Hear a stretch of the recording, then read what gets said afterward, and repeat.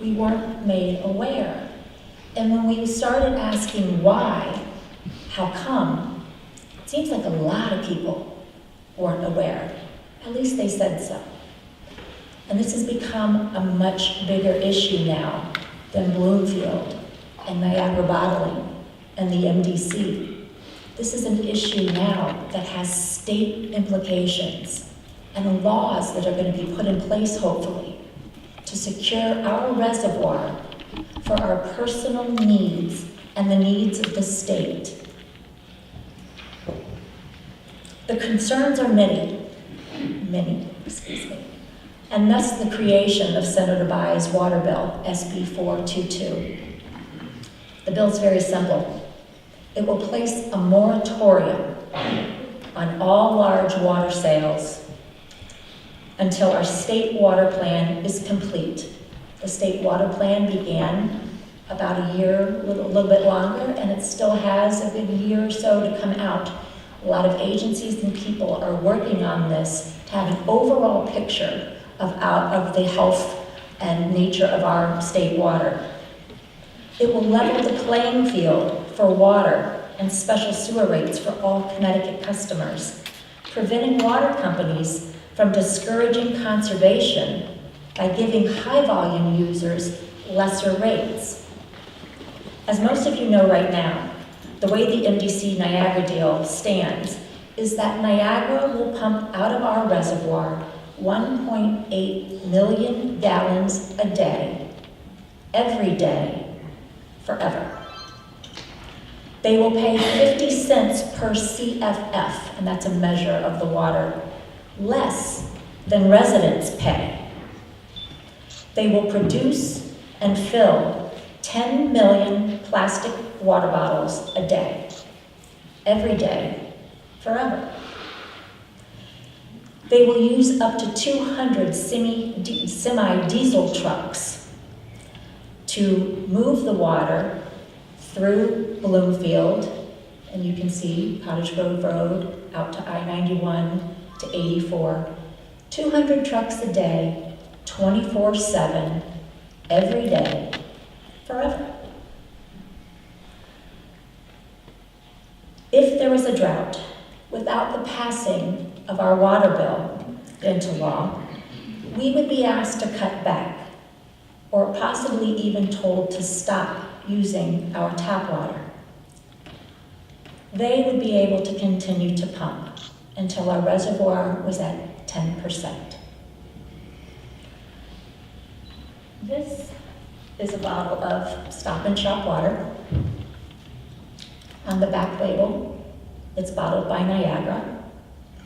The irony of this is that if we were ever to become an Atlanta or a California that runs into drought and restrictions, the irony is you will need to buy what should be coming out of your own tap. And this is wrong, and that's why this law needs to go into effect. One of our committee members, Dave Pollock, saw Niagara Water at BJ's and did some math, a lot of math, I'm glad he did it. And he came out with these numbers for potential profit for Niagara at the expense of our reservoir.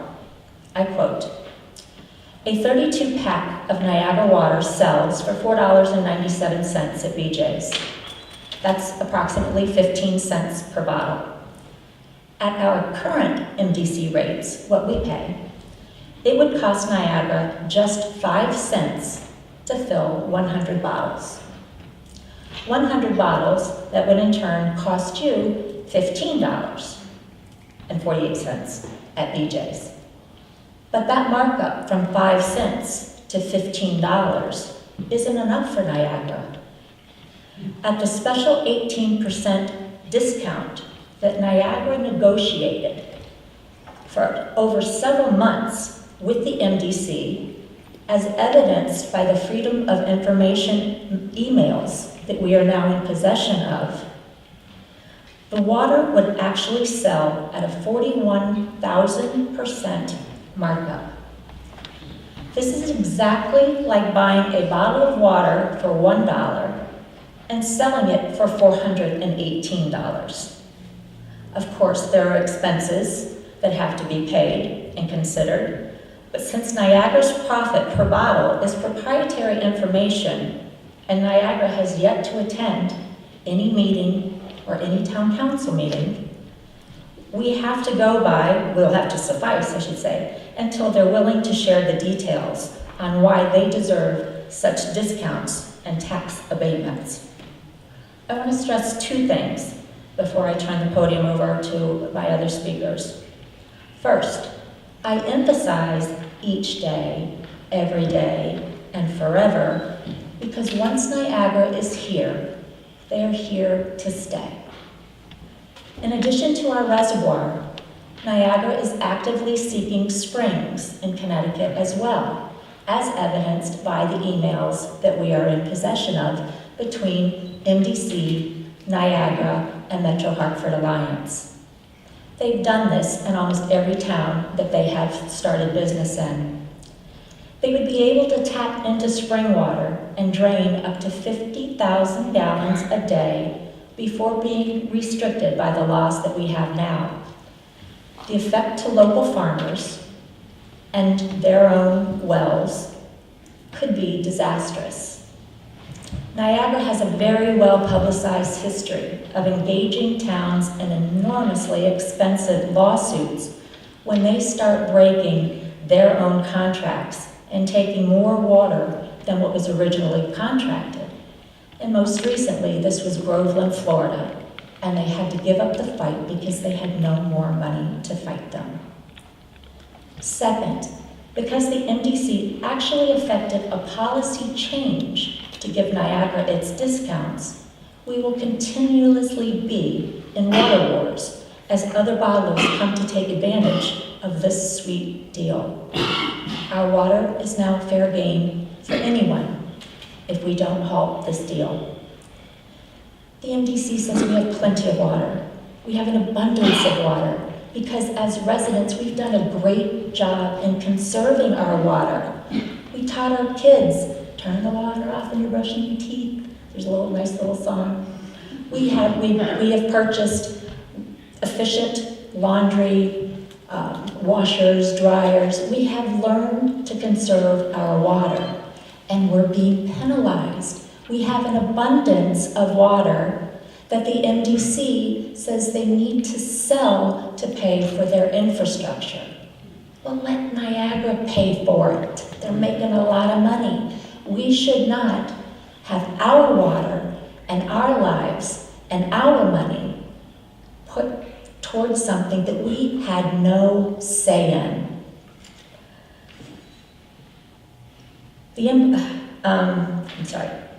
Also, this abundance of water.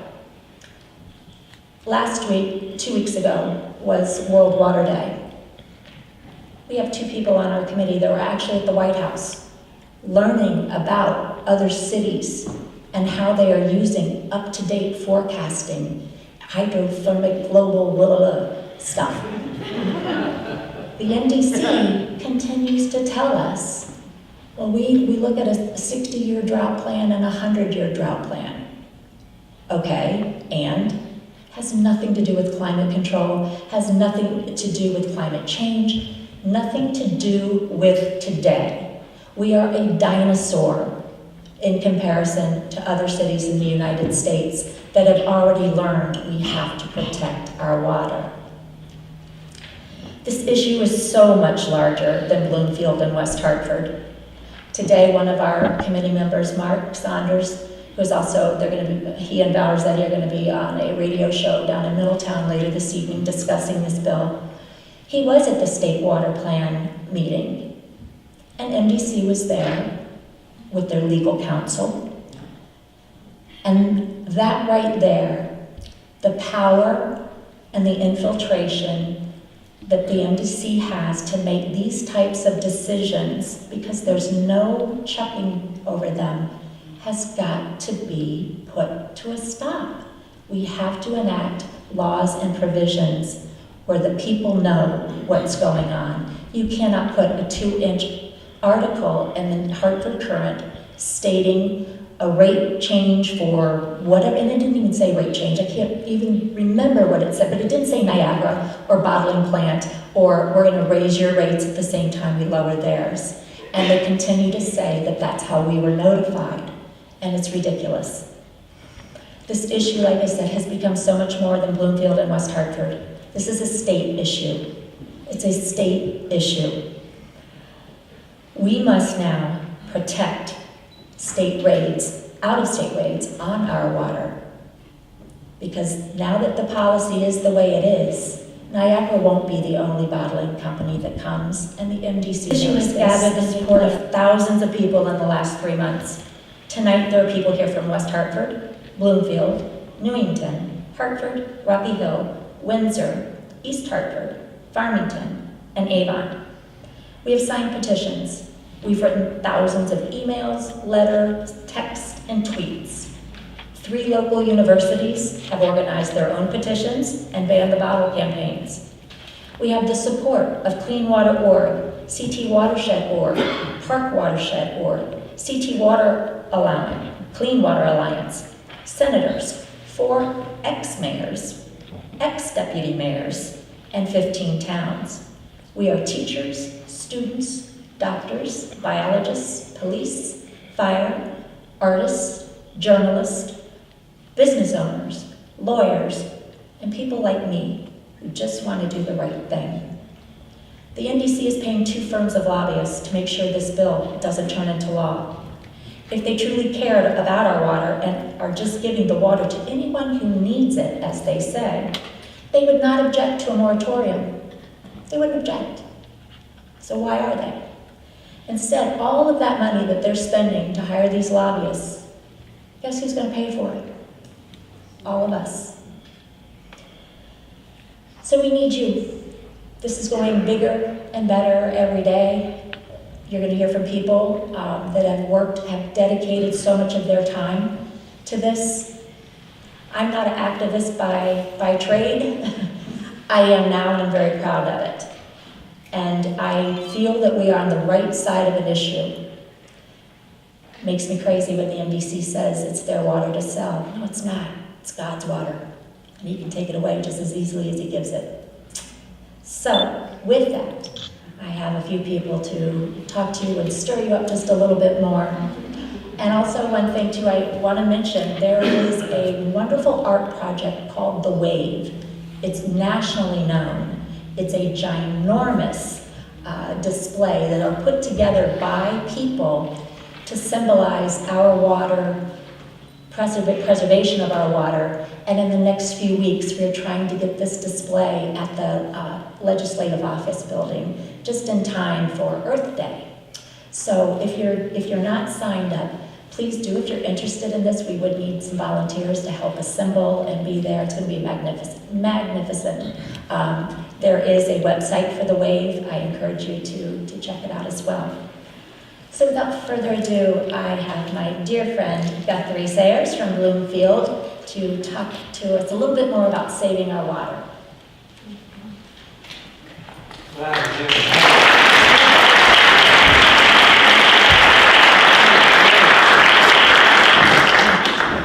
She's a pistol. Wow.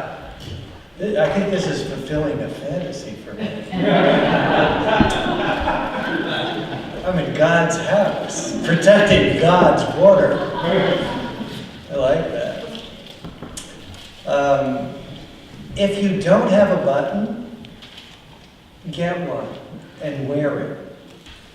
It is a way to spread the word. I was over at Tangiers in West Hartford, in Hartford, having a sandwich before I came over here, and I had this on. And I got into a conversation with my fellow diners, and one of them, Andrew, has chosen to join us.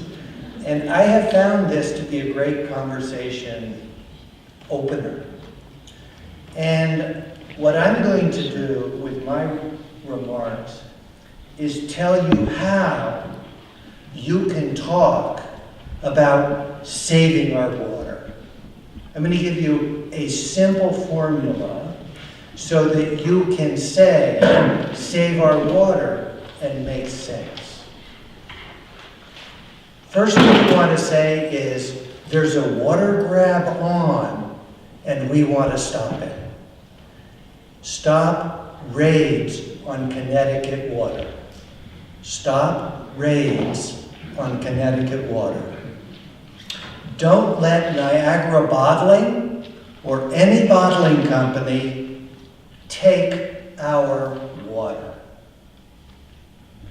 They want to take 1.8 million gallons a day.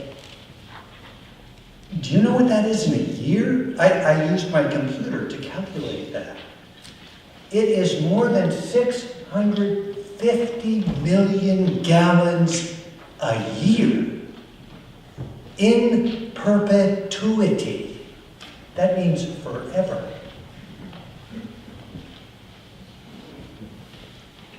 They can also take unknown amounts from underground, your well sources.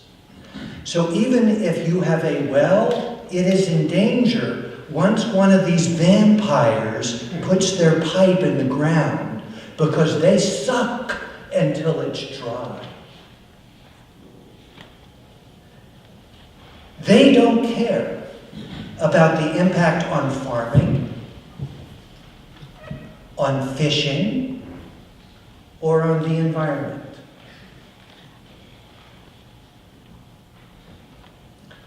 It's a bad deal. That's the second point. They want to take our water, and it's a bad deal. They get a discount on the water they take. We don't. They get a discount on the sewage they generate. We don't.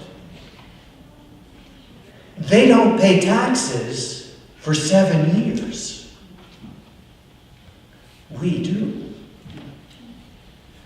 In a drought, we have to cut back. They don't. That's a bad deal. It was a secret backroom deal. That's the third point. It was a secret backroom deal. We got no say in the deal. There was no public notice other than that legal notice in 6-point agate type, which people most of our ages can't read anyway. As a consequence, there was no public input. Water is a right. I'm going to say that again. Water is a right. It is not a commodity to be sold. What if they started selling the air? It's on that level. The MDC has been entrusted with a public resource, a sacred public resource. Water is life.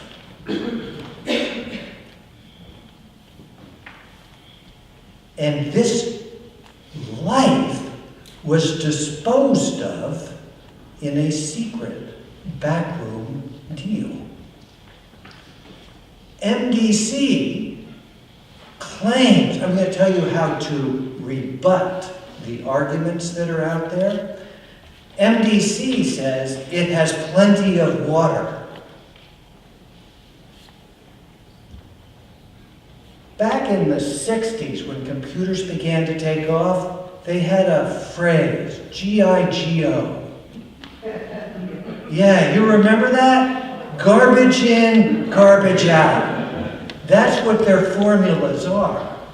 Garbage in, garbage out. Their data dates from the 90s. It's 20 years out of date. Moreover, the CEO, Scott Jellison, has acknowledged publicly that their models do not take into account climate change. Do you believe that? We are in the midst of accelerating climate change.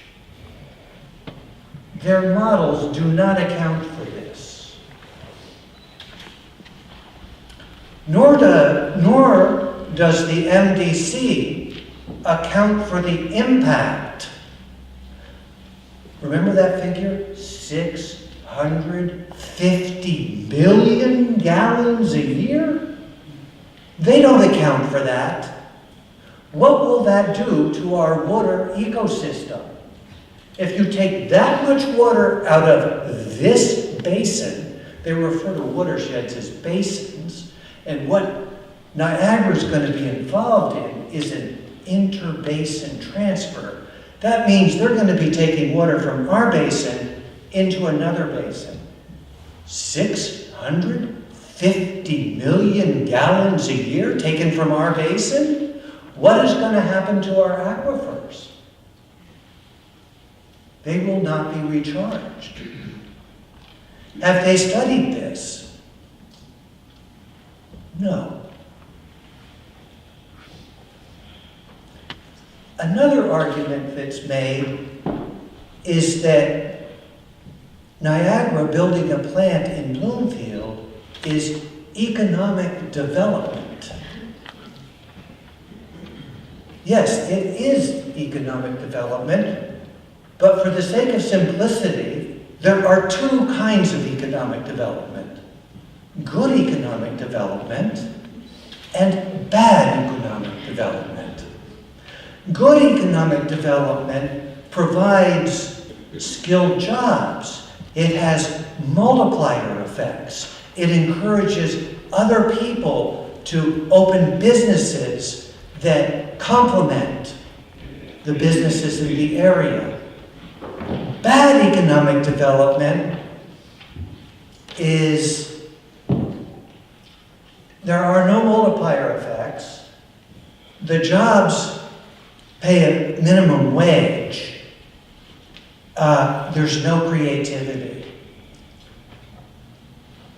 You can guess which this is. It's an extractive industry. They come in, they take something precious, and they ship it elsewhere. There is no benefit. There is no multiplier effect.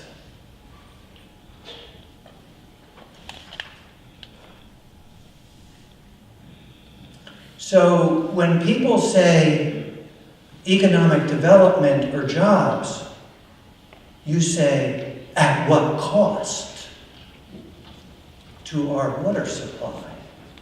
Is it worth 38 jobs at $13.46 an hour? At what cost are we going to buy these jobs? So what can you do? Well, wear your button and make new friends, as I have with Andrew, and make sure no water vampire gets its stinger in Connecticut.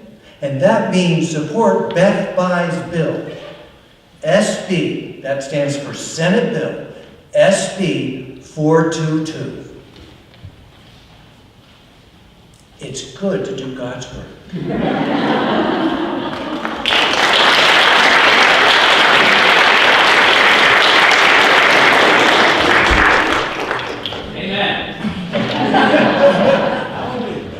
Thank you, Guthrie.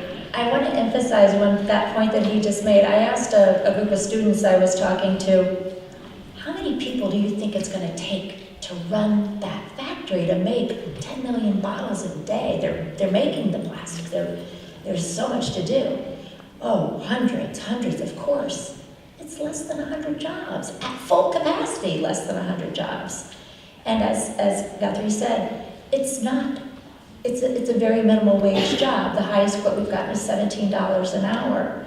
And that also goes against what company that has that kind of profit margin and only employs that amount of money. I Googled it. and there's story after story about discontent among Niagara employees as well. So, an employer, good employer, not so good employer. Now I would like to bring up Kevin Goff, if I could. He has a twofer. Kevin and Paula Jones, a very interesting aspect to some of the permits, as Guthrie pointed out. Did they do any studies? Nope. Environmental impact, traffic studies, nope. Got by all of those. Niagara's been very smart. Out of every town they've been pushed out of, they've learned how to go a little bit under the radar.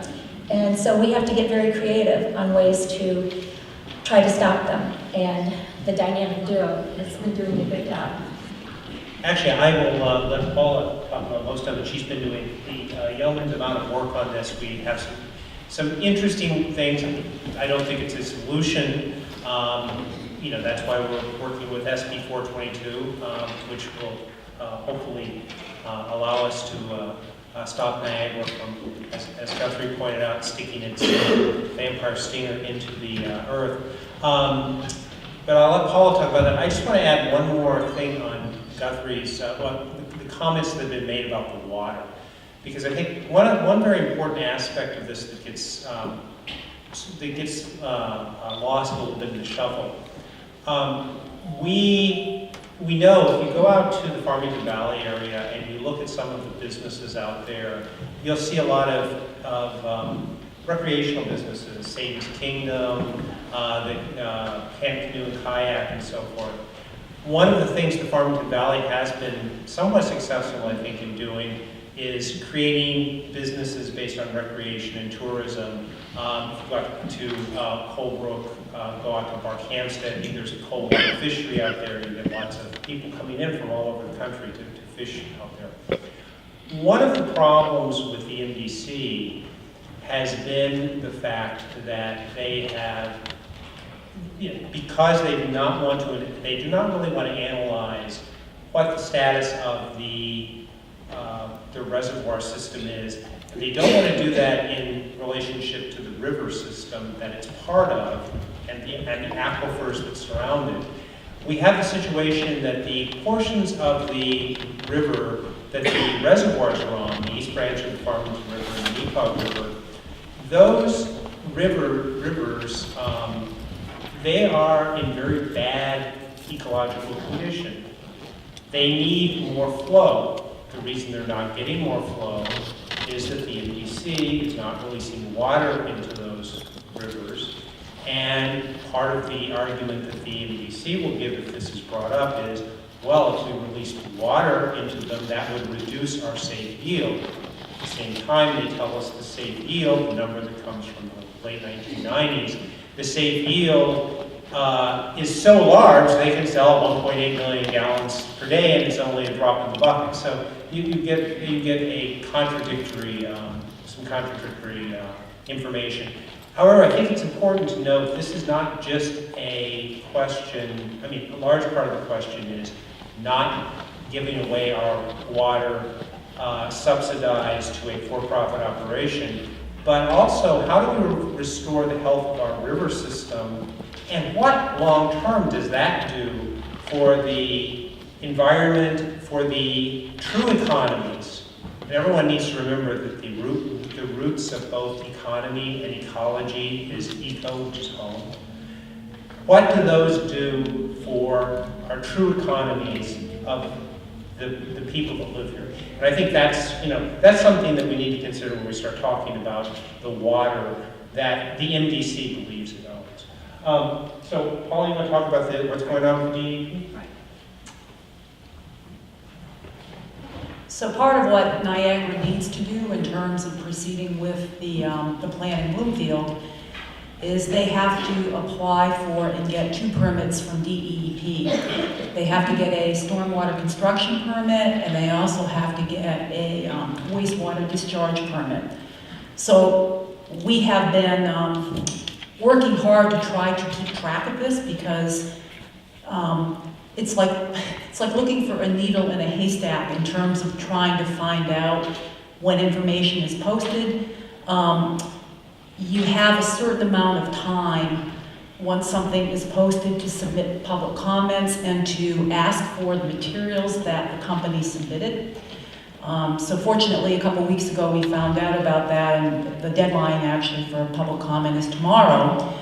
And this was for the first permit, the stormwater construction permit. And the idea of that is the company is submitting plans around what they will do in terms of soil and erosion control, so that when they're in the construction phase, the environmental impact is mitigated. Our expectation was we weren't really going to find anything to work with on that, and that we would be more likely to be able to raise questions, concerns with the stormwater discharge, the special discharge permit. So, are people aware of, or have you heard of the Natural Diversity Database? Do people know what that is? Okay, some people do. The Natural Diversity Database, what that does is, it's a database showing where DEEP has indications of species that are in trouble in Connecticut. So the highest level, obviously, is the Federal Endangered Species List. You also have 3 species that are threatened species, and species of special concern. Those are generally species whose habitat has been fragmented. They're kind of indicator species. They're in trouble. So, question for the audience. Show of hands. How many people like turtles? Show of hands, okay? What we found when we requested the materials that Niagara had submitted was a letter from a DEP wildlife biologist with the fact that there is a species that has been identified either on or in close proximity to the site, and it's the eastern box turtle, which is a beautiful animal. They're very long-lived. The turtle strategy is, you roll up in your shell and you don't start reproducing until you're an older animal. I forget what the life expectancy is. It's 70, 100 years. But they're in trouble, in large part due to habitat fragmentation.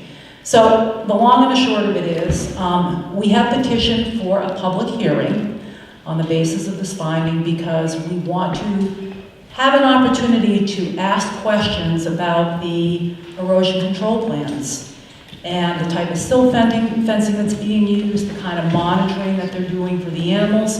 This is not something that would necessarily stop the company from building, but they would have to do it properly, and they should be doing it properly. DEP has recommendations in terms of proper protocol, and we really want to hold their feet to the fire, the company's feet to the fire on this. So I'll take a question in just one second, but long story short, the petition for the public hearing was filed about a week ago. We asked our attorney to do it because first of all, he knows more about these kinds of things, but that's what attorneys do, right? And so he said it typically takes at least a month for DEP to kind of schedule something.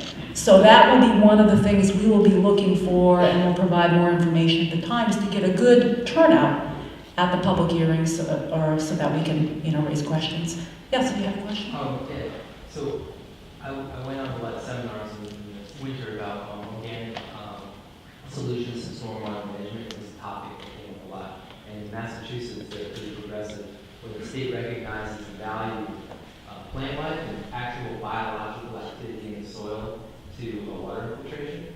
And so the DOT and the DEP program in Massachusetts recognize that our state doesn't know anything about this. And it's not like going to the state of Connecticut, it doesn't appear that biological activity in the soil and native plants help with water infiltration. So I think that might be a good vehicle to bring this point to light too, because it's real science. Great. It's just not We want your name. That's terrific. Yeah. Yeah. I'd just like to correct that Mary? point. I think stand up and project your voice. I don't know if it's my, So I'm married, I work here with the Park Watershed, and it's been a long week for me, so I hadn't really prepared to speak, but I've been to 10 years of meetings with the MDC, for the Citizens Advisory Committee for the Long-Term Control Plan, and every single solitary meeting, I brought up green infrastructure for stormwater management.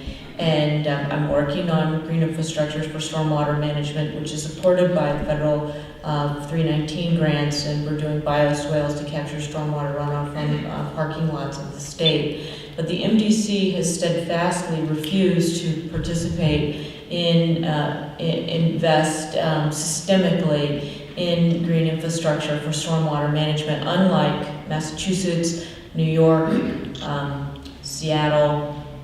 All over the country, this green economy, this other economy is emerging, and it is the antidote to the bottling water economy. It's an economy of generating abundance, investing in different types of jobs that are going to, you learn a green infrastructure strategy. There's so much work to do to restore our watershed. This watershed, Trout Brook.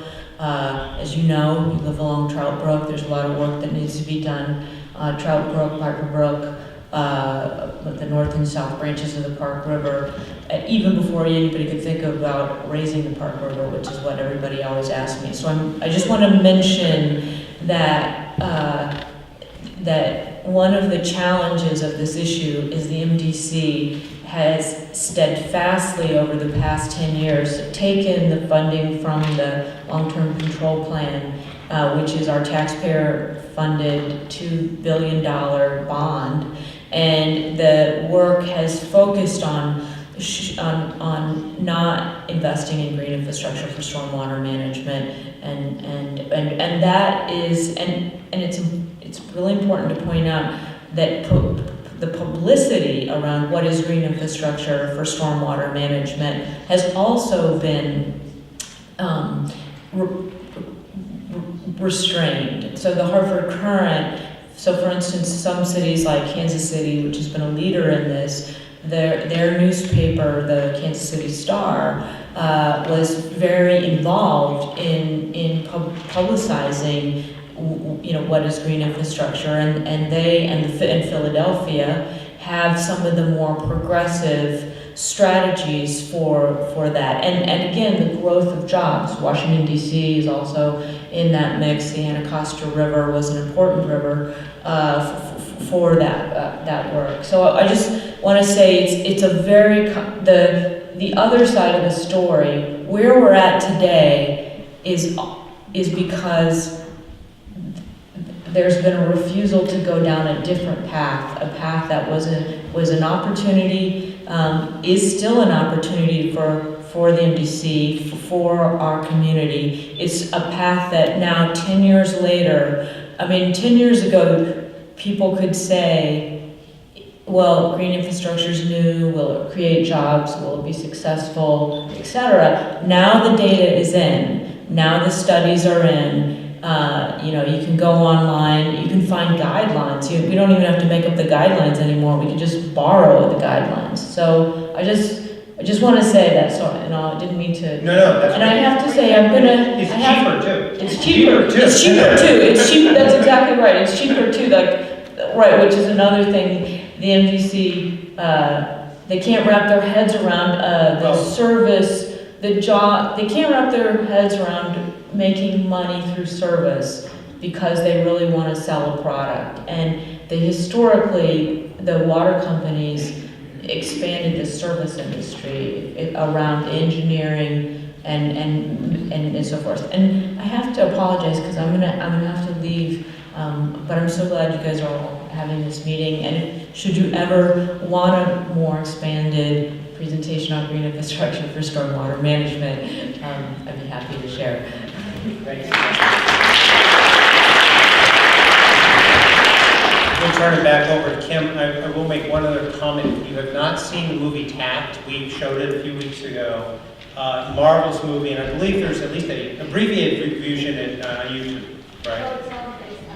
Oh, it's on our Facebook page, so you can actually see it on our Facebook page. I advise everyone to take a look at that movie. But one thing that should, when you hear the comment about jobs, make sure you look when you see the interior shots of the water bottling factories. They're robotic. You will not see 88.1, 8 o'clock, sorry.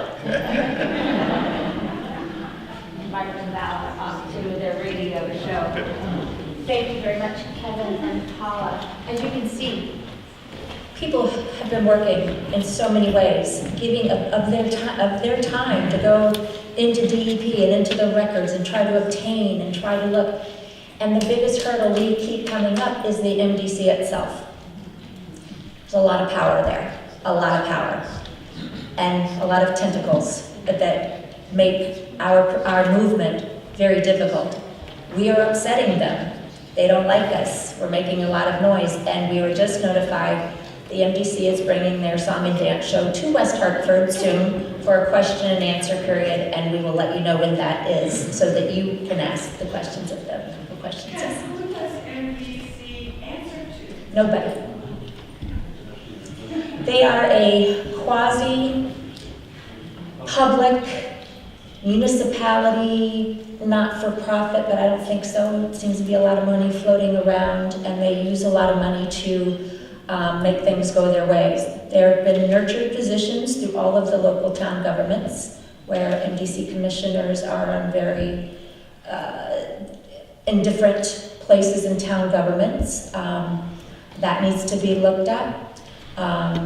Where we have a lot of opposition to the bill, and that brings me to the next part. We were talking about this bill and supporting this bill. What does that mean? What can you do? We're going to tell you that right now. Because we have opposition. It's an uphill battle. MDC is very, very powerful. And so we need our voices as residents and citizens and customers to be stronger and more powerful than their politics. So at this time, I'd like to ask Lori Brown, who has devoted so many hours. She's Connecticut League of Conservative Voters. She conservationist. I knew that. Okay, so I get one goof up. Oh my gosh, Lori, I'm so sorry. But she has been lobbying like no other person. I don't know where she sleeps, how she gets done what she's getting done. But if you will, welcome Lori Brown, and she can.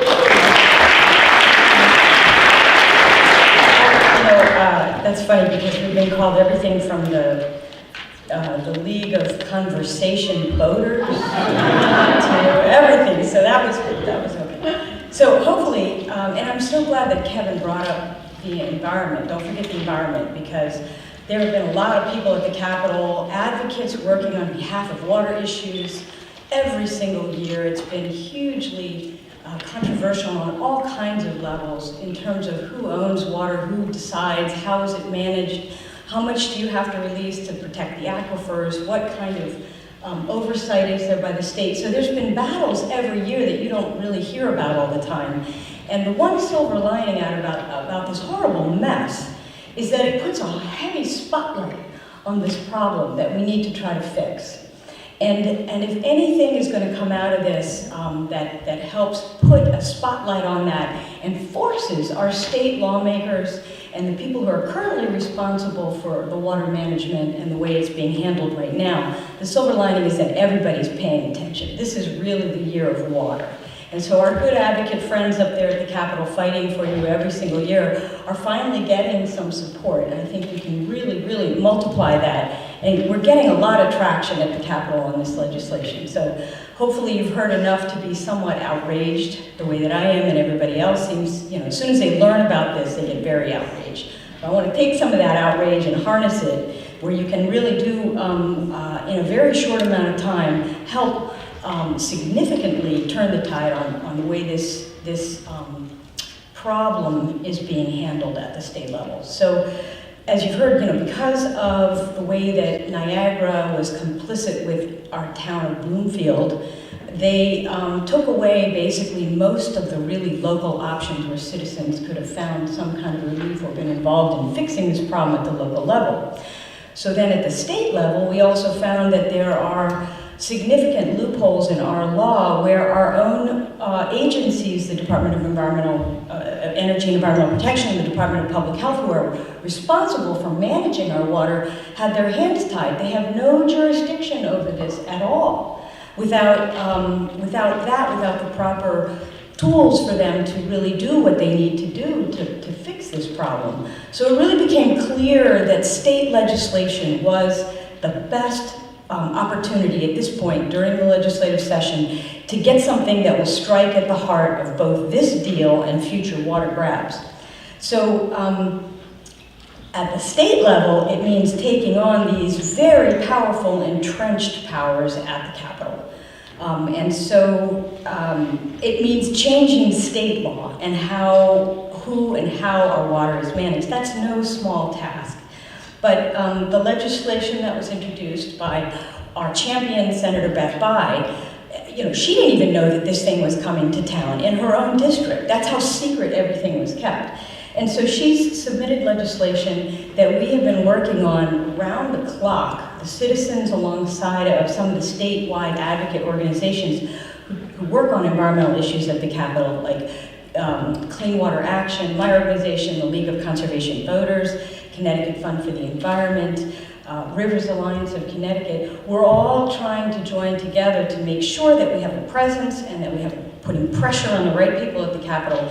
And we have, right now, this week actually, the bill that's out there is being negotiated. Right now, this week, depending on what comes out of these negotiations, it could be a very strong bill, there could be pieces that are added, there could be pieces taken off. We don't know exactly, we're in the process right now of figuring out what that bill ultimately will look like. And that's why it's critical that right now, the heavy pressure gets put on our legislators. They need to keep seeing us in their face. We have our, signature blue buttons. They're seeing this consistent presence at the Capitol in their territory, where they live, work, and talk to each other and make their daily decisions. They see us up there all the time now. And one by one, day by day, groups of citizens alongside, we have little lobby teams that come up every day, and I'm here to sort of encourage you to come up, sign up the blue sheet that's up there. If you want to help us, you're not up there alone. You've got a team with you. We'll orient you. We'll tell you what you can say, how to talk to legislators, what kind of information, questions to ask of them, having your blue button, making sure that they know that you're there. And that is the sustained effort that we have to keep making between now and May 4th. May 4th, midnight, 1 month from now, the legislative session ends. We have 30 days. We're getting a lot of traction at the Capitol. I mean, who would have known? And so I think that anybody who really wants to harness some of that outrage should sign up on the blue sheet. We'll get in touch with you. There are plenty of slots of time where you can come an hour, either during the day. As the session draws to a close, they'll be doing things late into the night, so you can help after work if you're working during the day. There's just a lot of effort that has gone into getting it this far, and we can push it over the edge. We can win this fight. And something good will come out of this, I'm sure of that. But we need your pressure now, and we need you to help now. So, again, it's really being personally and up in there. It's not scary. I'm sure most of you, many of you have done this before. Just by a show of hands, who's actually been to the Capitol? See, now a lot of you know this, so now, take all that, remember, come join us for a couple of hours. We can point out people that you should talk to, we can tell you what to say, and just help us collect that information and keep the pressure on them. So with that, I think that's pretty much what I wanted to say, and again, the blue sheets are over there. Do we take any questions now or later? Or? Yes? Hi, I know that this is Beth's bill, but what about the rest of the West Hartford delegation? I'm assuming they're on board, but I don't know. Are they? Or? Well, see, that's a very interesting thing about this, is that it is not falling along district lines or party lines or anything. It all really mostly has to do with what our foes' connections are with individual lawmakers. So we don't really know, we can't necessarily count on the usual suspects. We find different things when we talk to different lawmakers. So that's sort of why we also need your eyes and ears up there as you're individually talking to people. Tell us what they're saying. What's the pushback? How can we respond to those objections? So when you talk to your local legislator, either pick them up, call them on the phone. There's plenty of ways to reach them by email, or join us up there at the Capitol for a day. And we can help figure that out, who's on the delegation that you need to talk to. 25 words or less. What does the bill do, and what's the message? Well, I mean, the ultimate goal, and what it does right now, is that the bill that was raised would take the rates away. It would take the discount away. So that strikes at the heart of why this is profitable, why everybody's sort of going to water. Water, we can make a lot of money in Connecticut.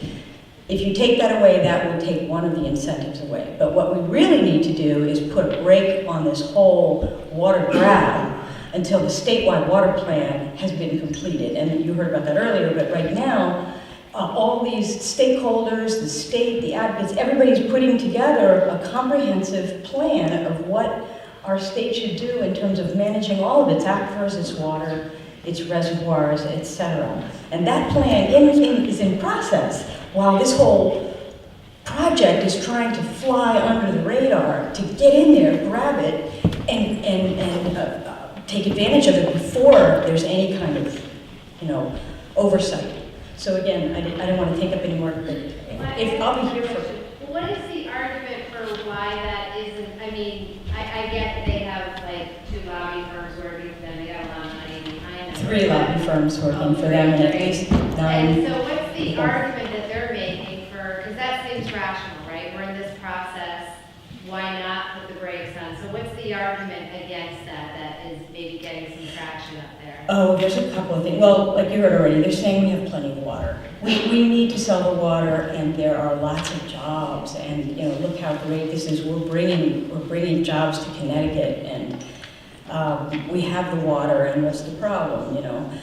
So the other thing is that's the surface argument. But bottom line is that there's so much money to be made on this Class A resource that we're about to give away, to pay people to take from us. I mean, we don't have timber, we don't have diamonds, we have water. And that's what people want. And the eyes are all coming from around the nation to look at Connecticut and how we handle this. So to answer your question, there's a lot of money to be made. MDC wants some of that money. Niagara certainly wants our resource, and they want that benefit. So you're not going to hear real arguments. You're just going to hear the surface that someone can run behind, a legislator can duck behind this. Oh, my town needs jobs. But if you really strike at the heart of it, it's all about the connections and the political the connections that MDC has, the control that they have over at the legislature is unbelievable. I mean, literally, the highest paid lawyers, lobbyists in this state are there, paid. The highest paid lobbyists in the state are there against us. And some of the nonprofit advocates that have been there being away. So. Hi, my name is Chris Barnes. I'm a member of the West Hartford Town Council, and I'd like to recognize Beth Kerrigan for all of her work on this issue. She finally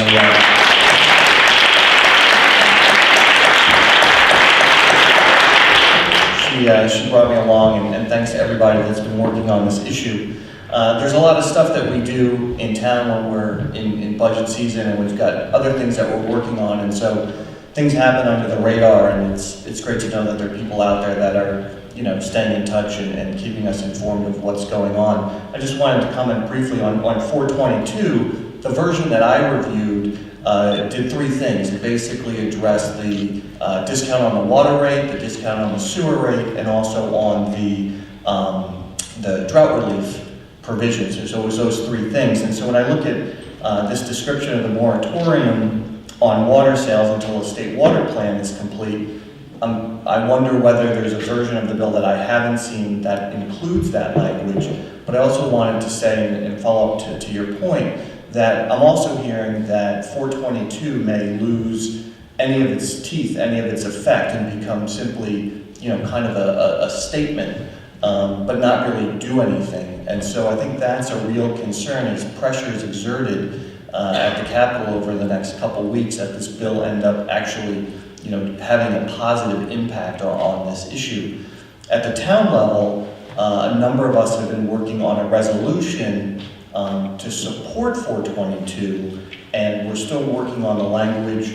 We also aren't sure what the final form of 422 is going to look like, so we're kind of waiting to see. So just so you know, so there are a number of us on the council that are following the issue. We want to do something, we just want to make sure that it's the right thing and it's at the right time and it's going to have the most impact. So for anyone that's interested in this issue or wants to know what the council is doing, feel free to contact certainly Beth. You can contact me if you have any questions or want us to be reading or looking at anything. Yeah. Questions? Who, in the town council, who appoints the West Hartford commissioners? Who's been on the MDC? So each party appoints, well, the Republicans appoint one.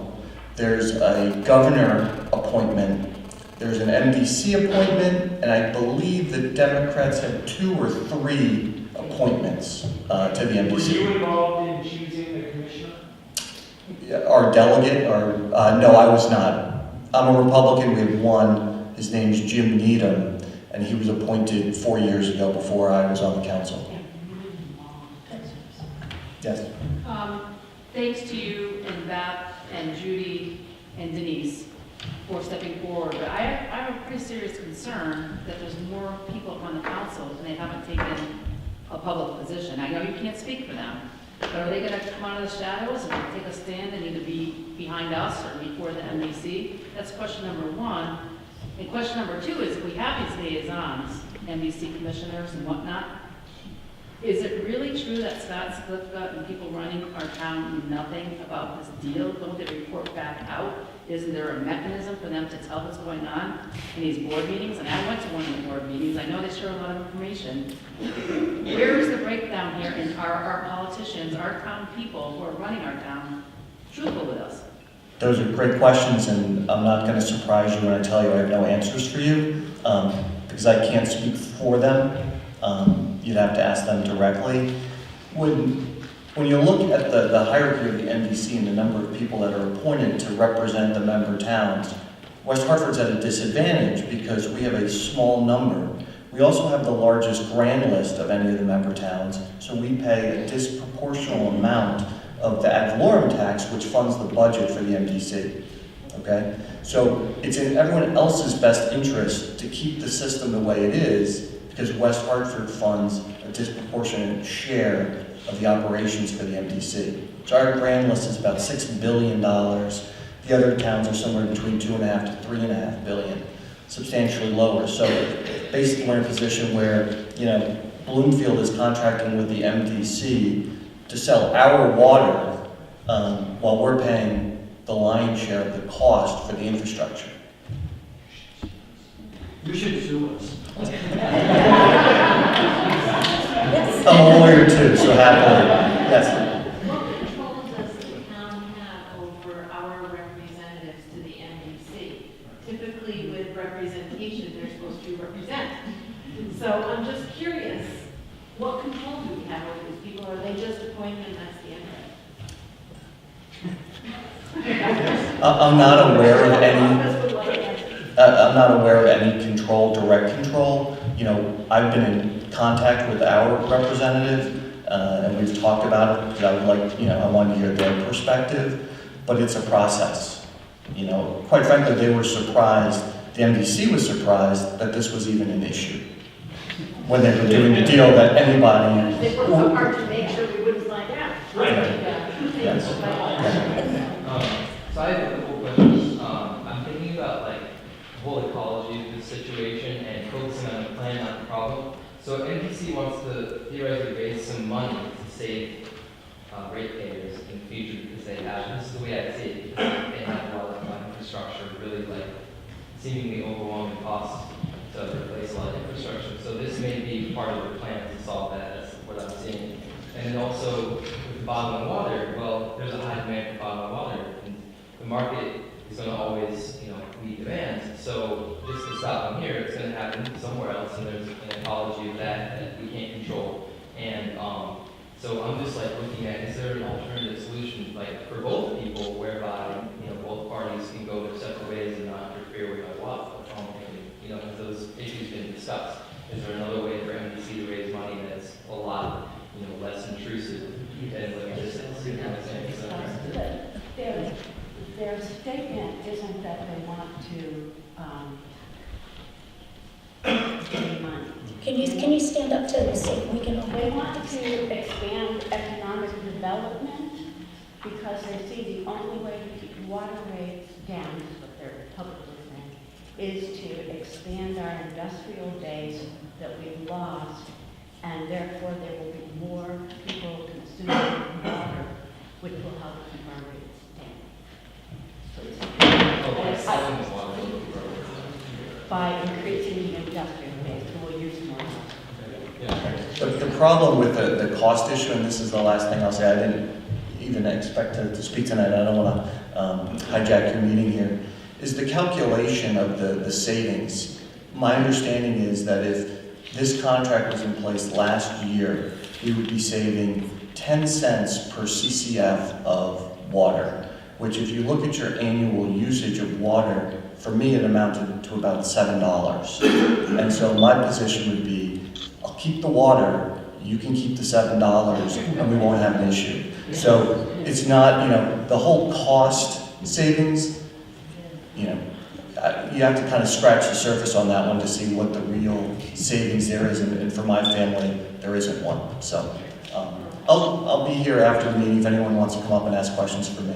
And we're going to have an open question and answer in just a couple moments. I have one other person, Tali, to come up and speak. And to back up a lot of questions, where do our people stand? Our representatives need to hear from you. And that can be done just with a phone call. It can be done with an email. If you call and they're not there, leave your number and have them call you back. They need to hear from you. And our remaining town council people need to be asked, where do they stand? Because we have commissioners that have been in place a long time. This needs to be looked at as well. Scott Jellison has said publicly that the MDC commissioner's role is determined by the town government. Who are they reporting back to? What are they reporting back? This needs to be looked at very closely. Our MDC commissioners have very close ties as well with the MDC and are able to get a feel for what the town is like. And in protection of our bill right now, we won't go too far into that because then we're getting into this political money-making monster that we're up against. And for the sake of the bill, we'll wait to see what happens after May 4th, and then we can discuss some other significant issues that need to be looked at. And I just wanted to show you one example when we talked about the state water plan for the 25 word or less answer. The moratorium, and this, I have a copy of an email dated January 25th, 2016 from Scott Jellison to Rebecca Nolan with the Metro Hartford Alliance and Niagara. In regard to the Niagara project, Rebecca, we need to talk with you and Oz about the statewide water plan. This is just the beginning. Another one that was from Scott Jellison to Jeff Kamansky with Niagara. We are working on a new water rate for users who exceed 500,000 gallons per day. I need to develop logic to support an amount consistent for any user who may qualify. I'll have something to you late this week or early next. I'll get you something ASAP, Scott Jellison. So the fact of the matter is, this was not just Niagara came and they're a client, we have to service them. This was negotiated and deeper, much more than we would ever see on the outside of this. And this is why it's trying to be slid under before that state water plan goes into effect. So now, Ms. Talley will talk to you about how this is just not our area, but a Connecticut. Hi, I'm Tolly Miller. I live in Bloomfield and have been working on this since mid-December. It's been quite a ride with all of my dear friends who I've come to know. It's what we do in our lives now, like 24/7, and it's been quite remarkable. I'm going to say just two really quick things. This is really kind of the audience participation part of it. One is that the question that was raised about the MDC reps is a really good one, and I wanted you all to know that in the town of Windsor, they actually asked their MDC reps to come, and they're setting up a system whereby their MDC reps have to come and give quarterly reports. Never happened before. And they're talking about asking them to always let them know in advance if there's any kind of a deal like this coming down the line. So you might want to reach out to the Windsor Town Council folks, and there are other town councils within the MDC served towns that are looking to do this too, to really take back your power with the MDC reps, because right now they really just represent the MDC. They're not really reporting to the towns. So as Kim just said, the really critical thing right now is legislators need to hear from their constituents around the state. It's being described as just a Bloomfield issue in the legislature from some people, though the spread has gotten much, much bigger in the last month. But we're going to ask you tonight to just take a minute and think about friends, associates, colleagues that you know in 3 towns not here, ideally towns far away in other parts of the state. And there are 4 pads that are circulating through the Rome tour and the far back tour and the far front. We want you to put your name, your email, and the 3 towns where you have somebody that you can write to. And what we're going to do is commit to you that we'll get back to you within 24 hours with the name of the legislators in those towns, with a flyer that you have electronically to send to them, and suggested language, so that you can personalize it and send it to one of your friends in each of those towns, asking them to please call and write their legislators, because that will make the biggest difference in the chance of this bill if legislators throughout the state start hearing from their constituents. Now, having said that, I'm also going to name a few towns where, because they're towns where leadership are present, and because of how the bill is working its way through right now, these are really critical towns. So if some of your contacts are in these towns, make sure to put those towns down. And they include Norwalk, New Haven, Hamden, Wethersfield, East Hartford, Meriden, New London, and Hartford. So I'm going to just give you a little bit of time to let these go through the whole crowd, so everybody can write this down. Excuse me? Sure, yep. Let me say the name of the really critical towns, but any town, if you don't know anybody in these particular towns, just write down a town where you do. But if you do this, that would be great. This is Norwalk, New Haven, Hamden, Wethersfield, East Hartford, Meriden, Hartford, and New London. The one other thing I'd add is if anybody here is a member of the League of Women Voters, is there anybody here who's a member of the League of Women Voters? Okay. Because we're working with them, we're working with a lot of statewide organizations to put out email blasts and involve all of their membership. So we're working with them too. So this might be a good time, if you can continue doing this. It's a pretty simple task, and we'll just keep doing that. But I think if people have questions, this would be a good time to ask them. We have several people here who've been doing this work for about 2.5 months, so we really welcome your questions. Yeah, Dave? I'd like to respond to the young man's question about the infrastructure. Clearly, the MDC has a problem that they've been putting off for many years. They could have been solving this problem over time, but they kept water prices down for whatever reasons. They haven't been upgrading their infrastructure, as other municipalities around the country have had the same problem. But the day the deal was inked for the tax abatement for this project in Bloomfield, Scott Jellison winds up with a pay increase. If they're so concerned about infrastructure, they would have put that money to the infrastructure improvement. So they clearly have other agendas. Yes. I've got some questions about SB 422 and why it seems to be so important. The numbers that you cited before indicate that the profit margin that they're going to make off of this water is completely exceeded. It seems as though 422 will reduce its seem to ridiculous. Well, ideally, we're hoping what will happen is the same thing that's happened in the past with Niagara. At this point, when they started getting resident opposition and outrage, other states have had laws in place that the residents were able to use to get them to back up. Oh, we'll leave. They left Kingston to come here. They were pushed out of Kingston, New York, to come here. There's a fundamental problem. Yeah.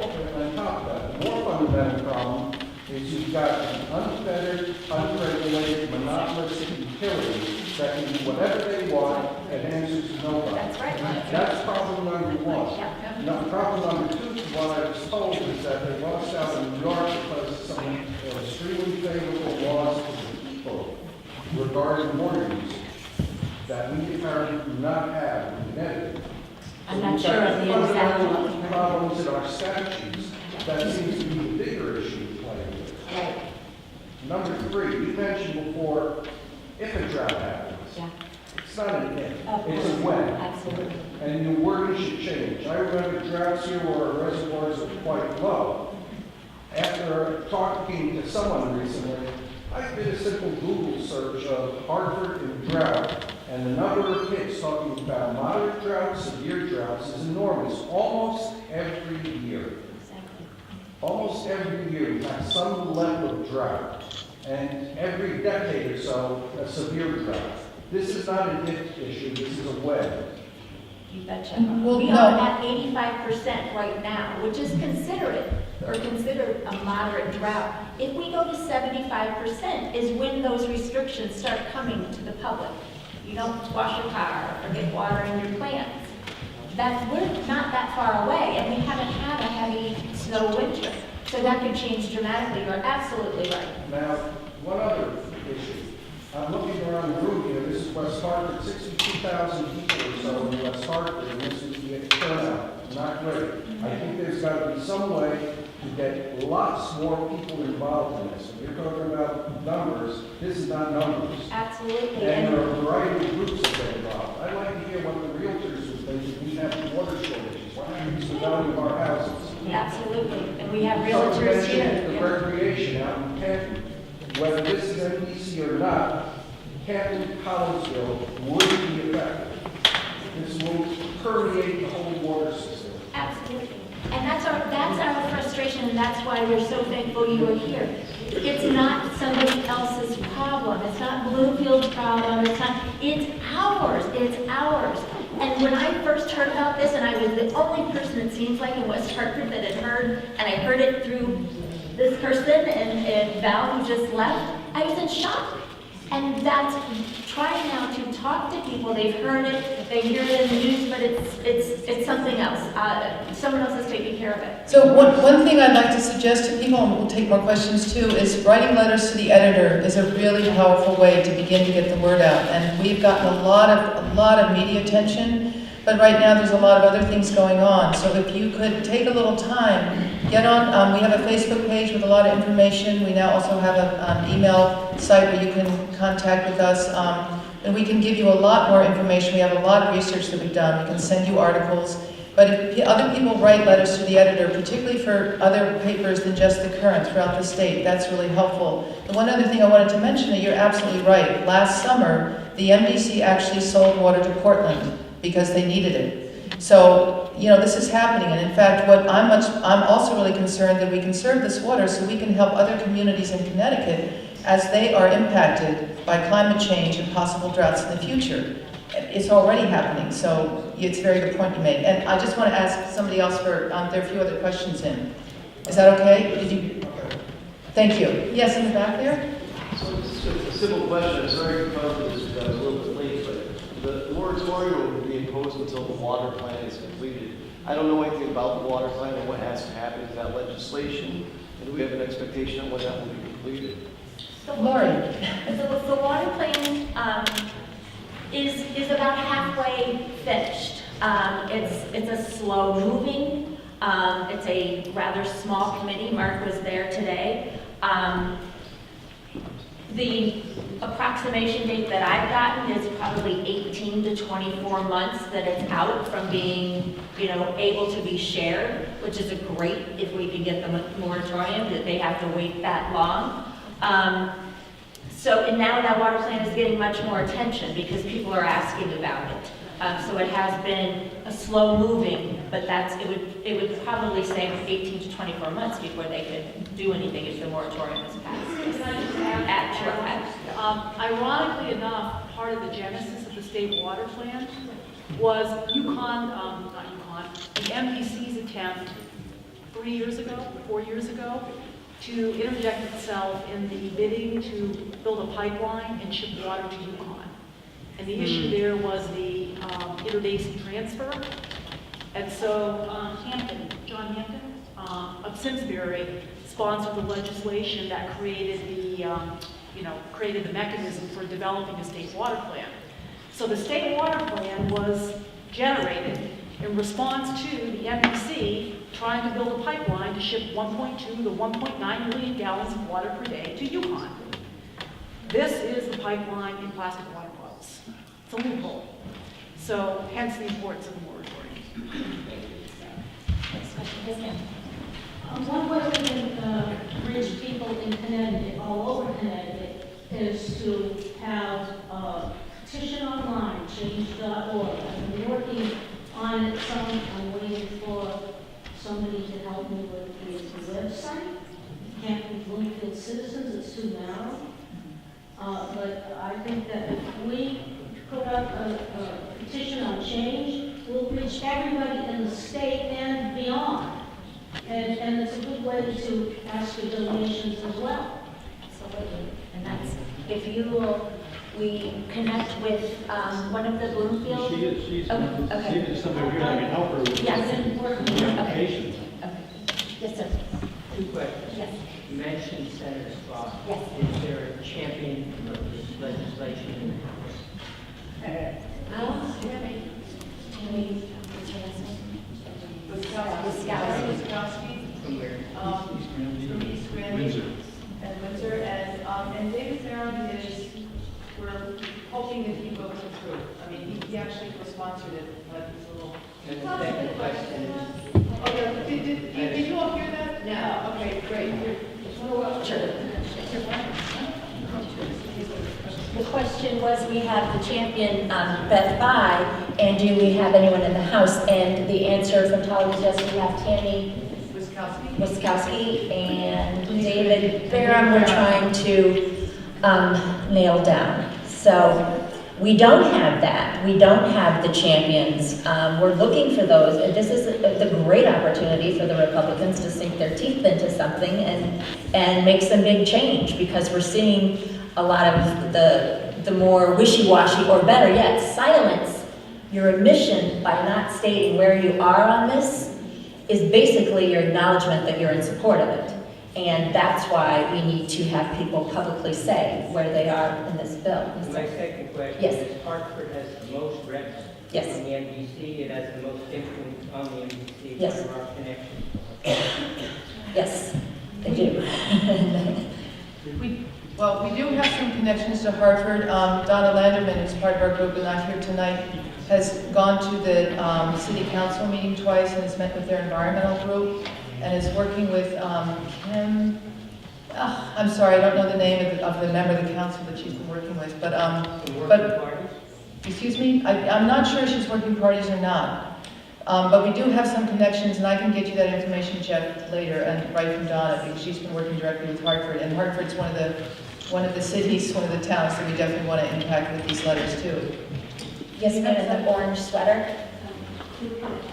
One, are you at all concerned or involved with or connected with that pipeline stuff, which is also going through the reservoir? And the other thing is, do you have a nice letter easy that you can send, informational? Sure. Do you have that? Yes, we do. Yeah, as long as, if you signed up on that list that went around just recently with three towns where you have people, you'll be getting suggested language, a letter, and also a flyer that you can send out to your friends. Yes, sir. I want to make a suggestion, and people can take it for what they will. I heard a lot of language today about how much profit there is and how it's disgusting, and I think that you're going to turn off a lot of people who are more libertarian-minded or Republican-minded if we craft the language in a way that sounds like it's just that's the issue, that people are going to profit and they don't deserve it. Because I think the bigger issue for me anyways is just that it's, well, it's unfair, and there's also an MDC set up in the beginning with a plan with a federal security for future generations, and that's being stolen, promised away. And it doesn't, in my mind, have a lot to do with who's earning what money. And, I'm sure you guys follow the money and there's something unfair there, but it just Sure it does, because it takes it away from the actual, this is our reservoir, right here where we're walking our dogs and pushing our babies and. You make a good point. Obviously, there's money involved and people bring that up. In fact, the issue here is fear of the unknown. With that much water leaving our watershed, what is the impact going to be on our lives? We can say, well, next week, nothing's going to change. Next month, 3 months from now. But we don't know. And then when you reach a situation where you really don't know or you don't have faith in your institution, you have to say, wait a minute, slow down, let's take this slowly. Let's make sure we're all on this together. And these are decisions that are being made, as we've heard, in secrecy, pretty much, without public awareness. So that's the real fear. It's the fear of the unknown and what tomorrow's going to be like if our major resources come. Yes, sir. Sure. Talk to me.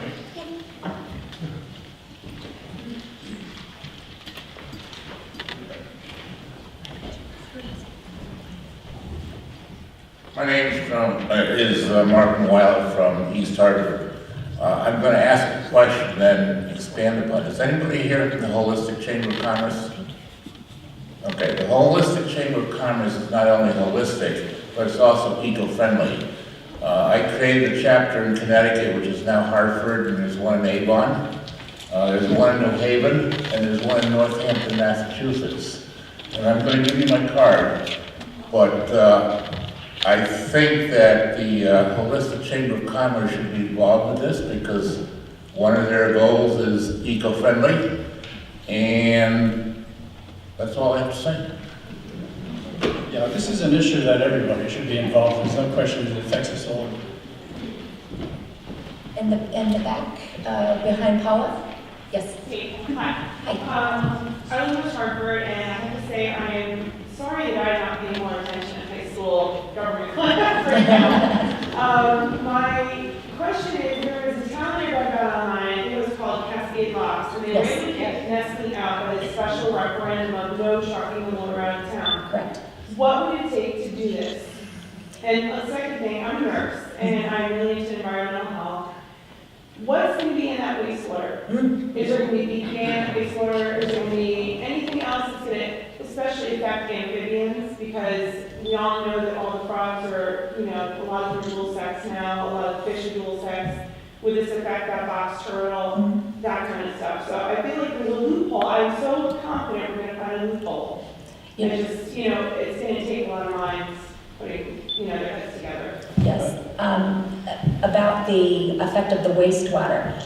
After the deal was already signed is when the Bloomfield Town Council asked the questions of, by the way, where are you going to store this? What are you storing? It was after the fact. There was no study done. There are well-known, if you keep the glue for the label, there's all how this is going to be contained, what happens if there's a potential disaster. There's a school right there. So this was done without any consideration of that. And the first part of your question about, remind me again. Yes. Yes. And we asked, several of us went and met with a person at DEP, and we asked, if this were going through trucks, if they just filled up their truck and went down the highway, there's things in place that they would have to be required to answer to, but because they're in bottles in trucks, doesn't matter. So these are the loopholes we're trying to find, and more so it might be that we have to create this, that this is the learning, what we have to create. And if you go out to that site, 380 Woodland Street, I think it's 380 Woodland Street, there are bulldozers there, there are the tapes are up, it's all barricaded, they are ready to go, but I was so unnerved when I saw that.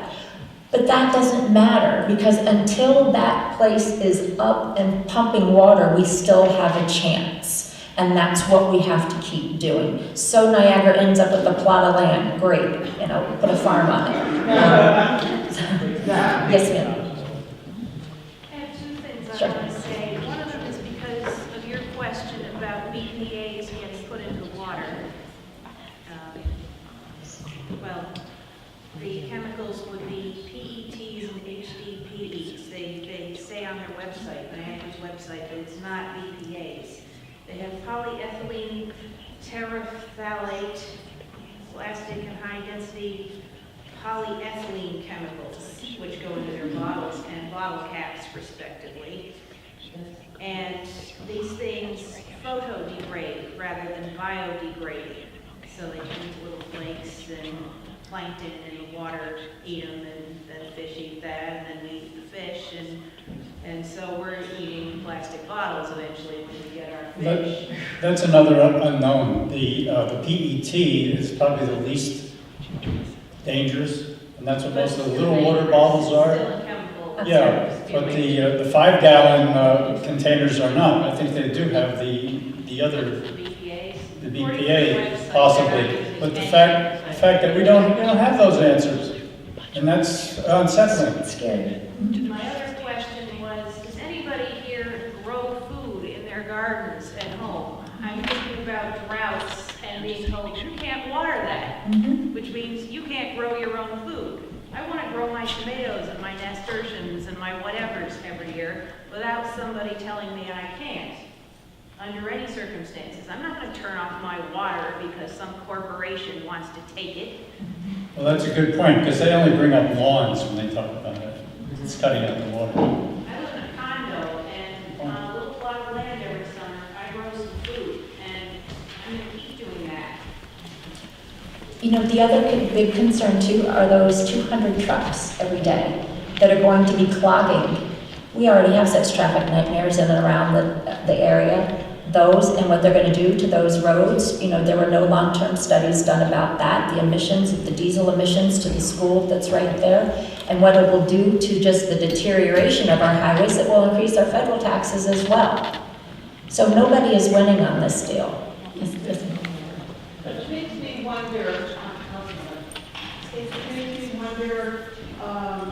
Bloomfield, with the water that belongs to all of us in town. Yes. I don't see how that can be legal. It really shouldn't be, and Allison one of our steering committee members did a lot of research, and there actually is a charter that was in Maine, I believe it was, where a town did sue another town for exactly that, putting a hardship or taking a resource away.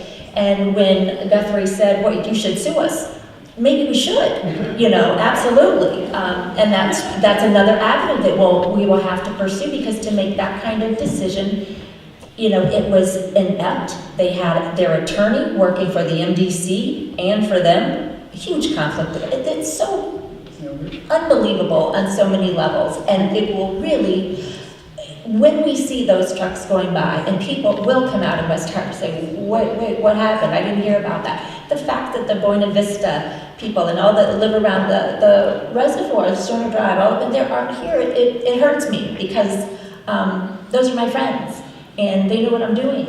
And I don't understand why I don't live on the reservoir. So we have to get the message out. One of our videos that we have put out, it shows the meeting in the town of Windsor, town council meeting, when all the MDC people are sitting before them, and Mayor Trinks turns to the MDC people and says, whose water is it? And he says, it's ours. And he says, whose water is it? It belongs to the towns. It belongs to the towns? Well, we're one of the 8 towns. Where did you get the right to sell 1/8 of the water without asking us? That's a really good question. And maybe it has something to do, again, with the representatives not doing whatever they're supposed to be doing. We have a lot of, I hope you write down the Facebook page of West Hartford Concerned Citizens. We have a lot of those videotapes from the town council meetings. I was just at one with a group at East Hartford, which was unbelievable. Their vice chair is actually an MDC commissioner as well. And as I said, the MDC has notified that they are coming to West Hartford to put on a question and answer, and I hope you guys all show with some friends to really challenge them, because they're used to a very placid audience. They throw out a lot of numbers and figures, and people don't know what to ask. You guys know what to ask now, and you can tell other people what to ask. And so we will let you know as soon as that date is, to plan accordingly for that. It will be very soon. We'll take a couple, yes, one more, hold on, one more question and then you, Mark. I just wanted to ask, speaking of East Hartford, Yes. what is the position of the state reps and senator from there? The state reps and senator from there. I have not. Senators in Larson, the state reps are Jenga and Rojas. Have not heard. Jason Rojas. Yeah. And he, I have spoken with him, and he is not in support of the bill. Glastonbury is in a lawsuit. We have towns that are not in support of this, and a lot, especially Hartford, they're like, it's jobs. You know, and again, that whole thing, people think of a bottling plant of hundreds of jobs. It's less than 100. So, and pardon? Yeah, right, for the opening. And when they're at full capacity, 4 lines, it could be up to 100. But again, it is all robotic and cameras. Yes? Pretty quick thing. Yes? Where are those trucks going?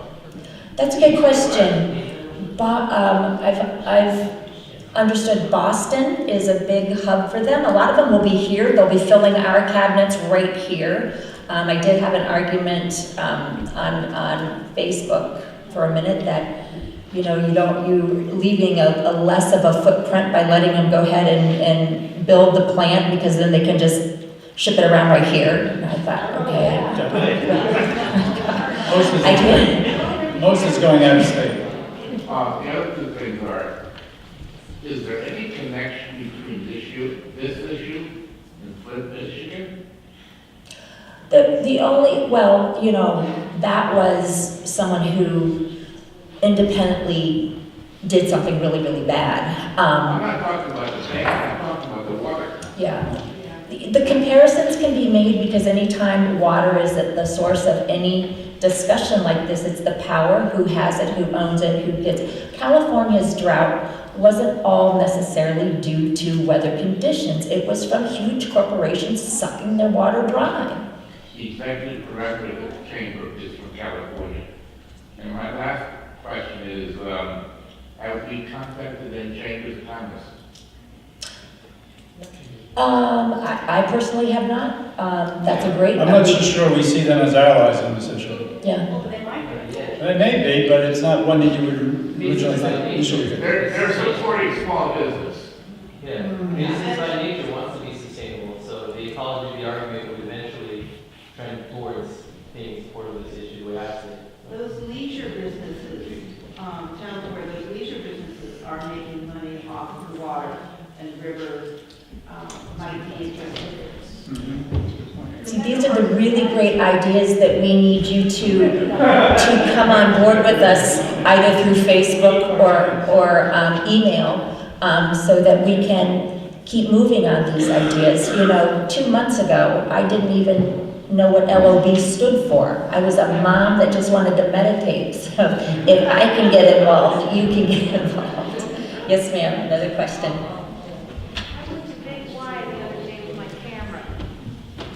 You have to speak up. I went to Big Y the other day with a little camera tucked in my handbag, hoping to find something about Niagara on the back of their store brand water bottles.